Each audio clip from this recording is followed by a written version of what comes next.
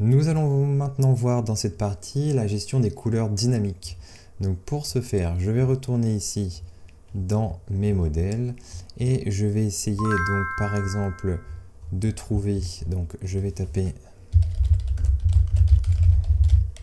Alors petit point rapide avant de reprendre le tutoriel, si tu souhaites aller plus loin, nous avons ici sur espritacadémique.com des formations complètes et structurées orientées pratiques sur tous les outils informatiques aujourd'hui qui existent sur le marché.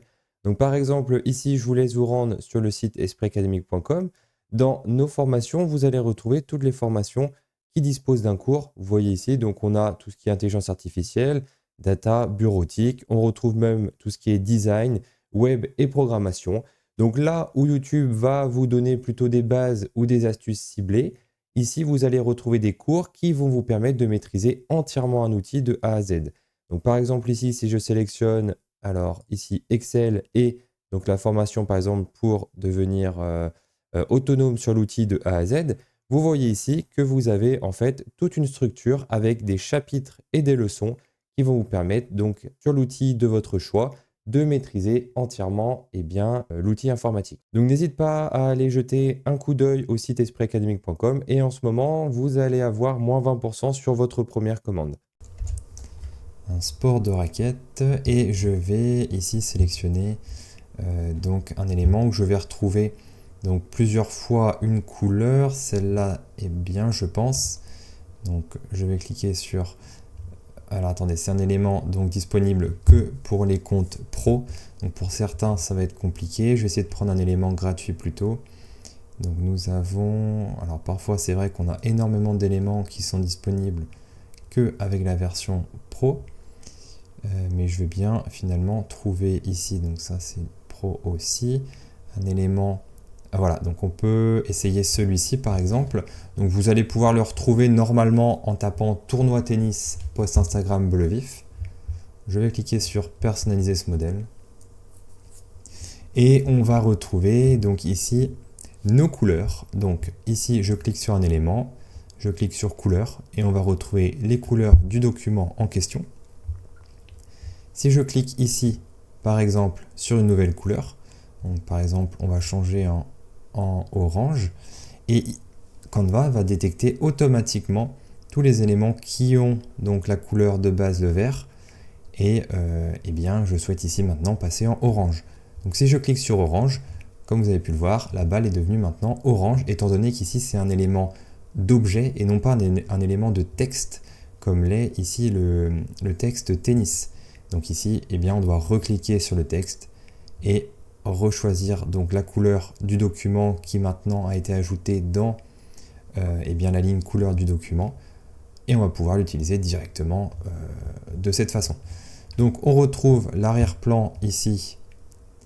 Donc je vais mettre un noir comme ceci.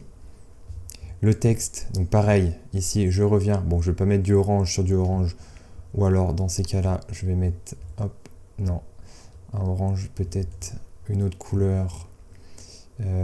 Par rapport au document, eh bien, on va laisser en blanc. Blanc sur du orange, c'est très bien.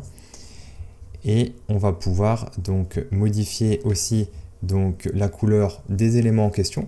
Donc pour sélectionner un élément, admettons, vous avez un élément, hop, je caricature, un élément, voilà, comme ceci. Vous avez du mal à sélectionner l'élément qui est en dessous parce que vous avez un élément qui est plus gros. Donc là, vous avez plusieurs possibilités. Eh bien, soit vous déplacez l'élément en question, mais du coup, ça va vous faire un peu de travail pour remettre ensuite. Ou bien alors, la possibilité donc la plus facile, alors je vais revenir en arrière pour, voilà, je vais cliquer sur position et ici, vous allez avoir accès à tous vos éléments qui constituent finalement votre design. Donc moi, je veux ici ce qui s'apparente à un filet de tennis, et bien mon design est ici. Donc je clique dessus, hop, et je vais pouvoir avoir donc la modification des couleurs aussi disponible. Et enfin, vous pouvez aussi utiliser une fonctionnalité donc en effectuant un clic droit sur un élément, par exemple ici sur mon texte, copier le style. Et ici, je vais sélectionner donc mon autre texte et on va avoir donc la couleur de mon texte tennis qui va se mettre tout seul sur ma couleur tournoi. Donc voilà, donc on a vu un peu toutes les différentes fonctionnalités qui vous permettent de modifier et de gérer les couleurs, donc les couleurs de manière simple, on va dire, étant donné que nous n'avons pas encore traité tout ce qui concerne le dégradé, mais faut savoir qu'il n'y a rien de trop différent. Comme vous pouvez le voir ici, je sélectionne un dégradé, je clique sur tout modifier et on va avoir les éléments qui concernent donc ce texte, donc par exemple le tennis, qui était donc de la même couleur, donc en orange, qui vont se mettre maintenant à jour avec le dégradé en question. Alors dans cette vidéo, on va voir comment ajouter une photo dans un template, donc ou dans notre design. Donc pour ce faire, je vais ici me rendre sur l'onglet modèle et je vais pouvoir utiliser donc la section photos pour utiliser des photos qui sont disponibles donc gratuitement ou non, et bien selon si vous avez l'abonnement ou pas, dans Canva. Donc les photos sont libres de droit. Vous allez retrouver en cliquant dessus d'où ça provient et où qui l'a publié. Ici on a Floral Déco qui a publié donc ce design. Et il nous faut ici une licence pro, comme on peut le voir ici, avec la petite couronne. Donc si je tape par exemple tennis, je vais retrouver donc des designs, donc ici des photos à l'aide donc de banques d'images qui sont donc connectées à Canva. Donc par exemple, si je reclique ici sur une photo qui est libre de droit, on a donc Canva qui nous stipule que ça vient de Pexels, qui est donc une banque en ligne gratuite, libre de droit ici de photos. Donc ici, Canva vient directement se sourcer depuis donc dans des bases de données d'images. Donc je peux cliquer sur utiliser dans un design en utilisant donc soit une dimension personnalisée, soit des éléments comme par exemple une publication Facebook. Donc il clique ici et je vais pouvoir donc manipuler mon image très facilement maintenant dans mon design. Je peux aussi, donc je vais supprimer ici cette photo, je peux aussi ajouter une photo directement, et bien hop, depuis mon onglet ici éléments, et je vais pouvoir cliquer ici donc sur image, sur photo. Donc ici on a à parcourir les catégories, donc je retrouve ici hop, mon élément photo, et si je tape ce que j'ai tapé donc tout à l'heure, par exemple tennis, je vais retrouver donc les mêmes photos qui m'ont été proposées aussi donc dans l'onglet photo depuis directement depuis l'accueil de l'outil. Donc pareil, je clique sur la photo et tout de suite elle sera importée dans mon design. On va pouvoir retrouver donc les couleurs qui sont directement liées à la photo et les appliquer si je souhaite à mon design. Alors maintenant qu'on a vu comment importer une photo, on va pouvoir voir comment manipuler directement sur la photo que nous avons importée.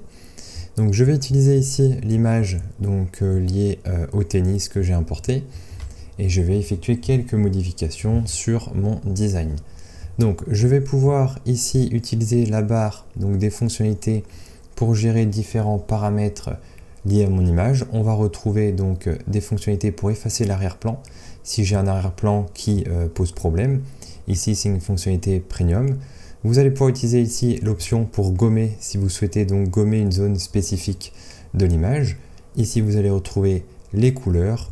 Ici le style de trait qui va composer donc votre contour de l'image avec donc l'épaisseur en question. Ici les arrondis des angles, donc les angles de la photo en question. Vous allez pouvoir ici rogner votre photo, voilà, selon une zone eh bien, que vous souhaitez définir. Donc soit utiliser un rognage intelligent ou alors utiliser ici des zones selon un format d'image. Par exemple ici moi je veux garder hop, comme ceci, je clique sur terminer et on a mon image qui est maintenant rognée en fonction de ce que je lui ai dit. On retrouve donc ici un paramètre pour retourner soit horizontalement soit verticalement mon image. Ici un paramètre donc de transparence. On va pouvoir ici animer mon image et à l'aide du clic droit vous allez trouver donc différentes fonctionnalités. Vous pouvez bien entendu copier-coller votre image, vous pouvez la dupliquer, Vous pouvez l'aligner sur la page, donc par exemple au centre. Hop, je vais mettre aligné sur la page, donc par exemple en bas, ici. Et si je veux être totalement centré sur ma page, je vais par exemple pouvoir utiliser mes deux barres d'alignement. Ici, je suis centré, donc voilà, comme ceci. Je suis centré donc horizontalement et verticalement. Donc voilà, globalement un peu, vous pouvez aussi définir l'image comme arrière-plan. Et là, on va retrouver donc votre photo qui va prendre toute la dimension de votre design.